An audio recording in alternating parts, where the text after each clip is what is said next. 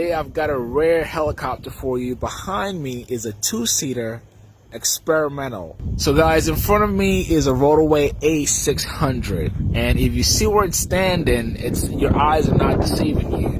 This thing came out of the garage. Okay, I'm standing in front of the owner's garage right now, and this is an experimental helicopter that you can build in there and then even fly it right from your home.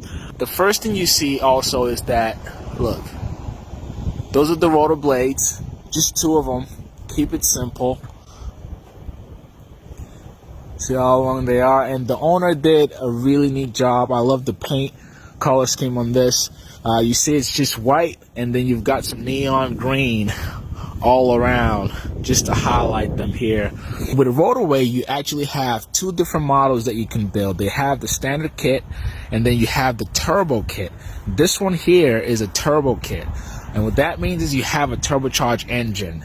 This aircraft has a VW 168 horsepower engine, and you can see the turbocharger down here. Okay, and the engine bay is located right in there.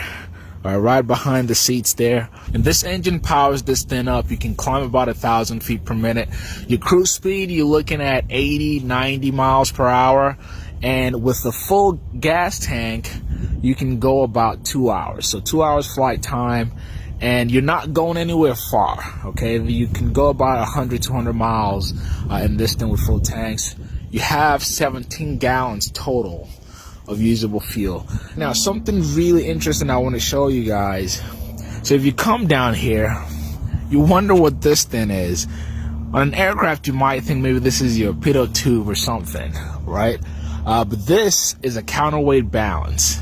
All right, so depending on how many people that you have in the aircraft, now there's only 2 seats, but if you're the only person flying, if it's just one person flying the aircraft, then you want to have weights here or up here, which I'll show you. So you counterweight the helicopter. So you see this right here, you move it to the back, depending on how many people are flying the aircraft. So I thought that was pretty neat. So that helps you keep your CG in the right place.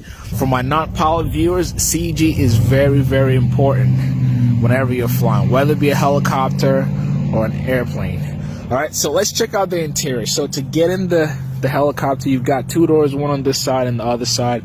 Just kind of move the door. You see it's kind of like it goes in a diagonal like that, which I thought is pretty neat. So the interior in this thing, I think, is very neat. First, you look at the cabin space. It's a lot of room in here for 2 people. 2 grown adults will sit in here comfortably. You've got the leather seating. And the first thing I want to show you is up here. See how many switches you've got? Not a lot. All right, so all of your electric switches are up here, and then you've got your literally 2 rows of circuit breakers. All right, but before that, see the cockpit too? You've got one glass screen here, or for your avionics, which is MGL.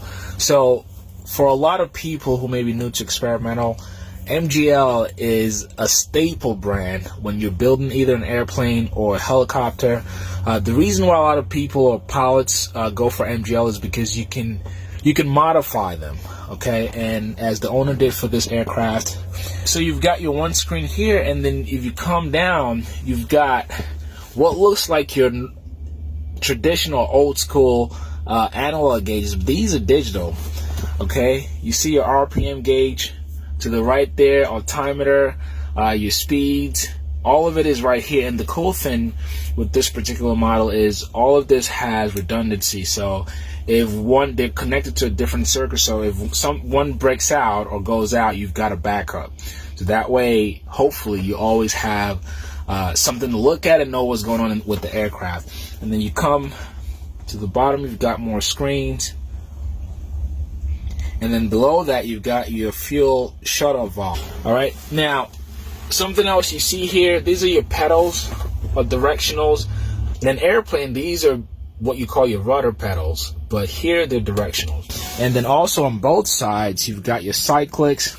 This is for the pilot in command, passenger. Now, normally you would have every control surfaces you have on the right and the left side. But another control here, this is called the collective, okay? And then this right here is your throttle. And typically you have this also on for the passenger side, but the owner removed it because it's not necessary. And another thing you should know is that this A600 is ADS-B compliance. As you know, earlier this year, FAA tells you that if you're going to fly in certain airspaces, you have to have the right equipment, and this aircraft has it. All right, you see right there. So this helps you with your ADS-B in, okay, and the data from that transmits to the ForeFlight on here, which helps you see traffic and things like that. So with this aircraft, you've got ADS-B in and out. See, perfect. See right there. And you know, just about everybody uses ForeFlight because it's just an amazing app. So for all of you out there, if you've ever wanted to build or own a two-seater helicopter, one that you can take about 200 miles, this is a pretty neat option.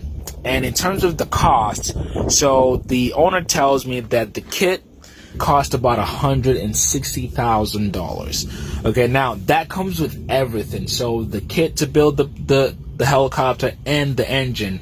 So it comes with everything you need, all inclusive for 160 grand. You probably pay a few $1,000s less if you go for the standard kit that's not turbocharged.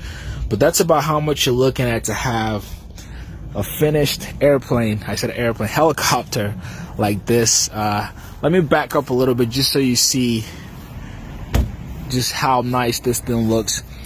And like I said, this is we're in front of the driveway. This is something you can take off from your driveway. That's the beautiful thing about helicopters.